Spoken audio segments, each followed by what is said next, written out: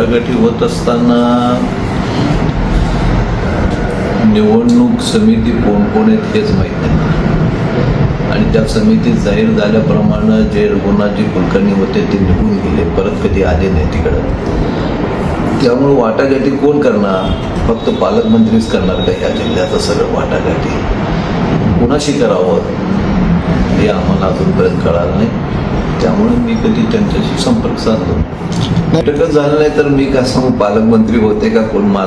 मी तर बैठक कुठल्या नव्हतं, आमच्या आईची तब्येत ठीक नव्हतं, पण पालकमंत्री असं म्हणले नाही 3 आमदारामध्ये मी का हस्तक्षेप करत नाही. पूर्णपणे हस्तक्षेप पालकमंत्र्याचंच आहे आणि पालकमंत्री जे उमेदवार देतील ते निवडून आणण्याचं काम आमचं आहे. फक्त आता सध्याच्या वातावरणामुळे असं वाटतं की पालकमंत्री शहर उत्तरचे पूर्ण अधिकार त्यांनाच आहेत, त्यांनीच निवडणार आहेत आणि त्यांनीच जाहीर करणार.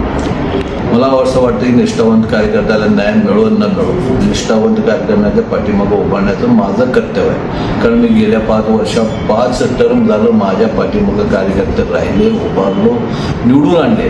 भारतीय जनता पक्षाने जेव्हा जेव्हा आदेश दिलं तेव्हा कार्यकर्त्यांनी कुठलीच अपेक्षा न करता भारतीय जनता पक्षाला त्यांच्या आदेशाप्रमाणे मतं मिळवून दिलं. कुठल्याही निवडणूक असू द्या, लोकसभा असू द्या, विधानसभा असू द्या किंवा कुठलेही कामं असू द्या, भारतीय जनता पक्षात कार्यकर्ता शहर उच्चार कधीच मागं पडला नाही. मग आज हे जर करता त्यांच्यावर अन्याय होत असेल तर माझंही कर्तव्य आहे की त्या कार्यकर्त्याच्या मागे उभा राहील. तो कार्यकर्ता कुठल्याही पक्षात उभारला तरी मी त्याचा प्रचार करणार.